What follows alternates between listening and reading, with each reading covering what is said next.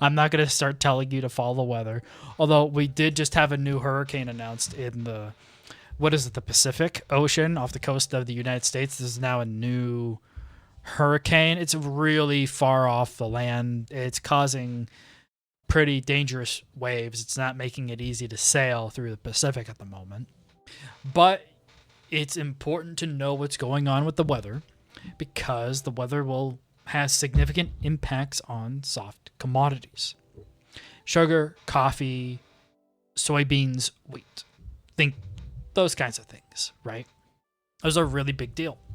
So let's see here. So I go to the weather channel in the Trade Research Discord, and I can pull up, I believe it's even from last week, right? Yeah, it's from last week. This UniCredit report here. Yeah, check this out. El Niño puts climatification back on the agenda, and you can see here a very strong El Niño. Probability goes up to 62% in October and December. So this El Niño is going to last probably up until Q2 of 2027. It's going to be a long El Niño. So a lot of crops are going to get hit. And for all intents and purposes, once I saw this report and I went over it, I think explicitly 1 or 2 streams ago, look, central banks are now explicitly putting in their press releases and in their commentary, hey, if this El Nino continues, and stays strong, which as we can see from some of these reports, hey, there is a really strong probability of that actually occurring. We could see an increase in food inflation that a lot of market participants are currently not expecting. So, look, don't get me wrong. It's really nice to see when gasoline prices come down in the US and inflation, CPIs around all these different countries start to come down a bit from the last month of lower oil prices that we've seen for a big deal. But now oil prices are back up to 90. Okay. Going probably into the next month, it's going to be choppy. But now we have this structural element that's going to be impacting inflation on the food side of things, which is really not going to be great for all these different central banks, all these different economies, is going to probably err these central banks on the more hawkish side to stay on the holding side of things.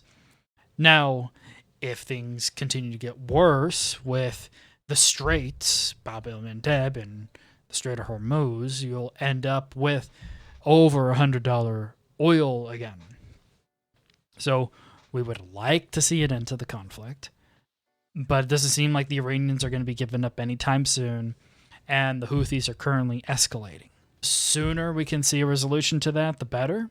Any good news on that will bring oil prices down, but it doesn't seem like that's going to be happening anytime soon. So now, with the current place that we're at right now, it's best to assume, okay, this continues into next month, the current position that we're in.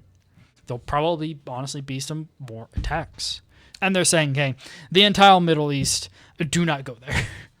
They are pulling out diplomats. Every single European country right now is pulling out diplomats from the Middle East. For all intents and purposes, Pickaxe Mountain is expected to be blown up this weekend.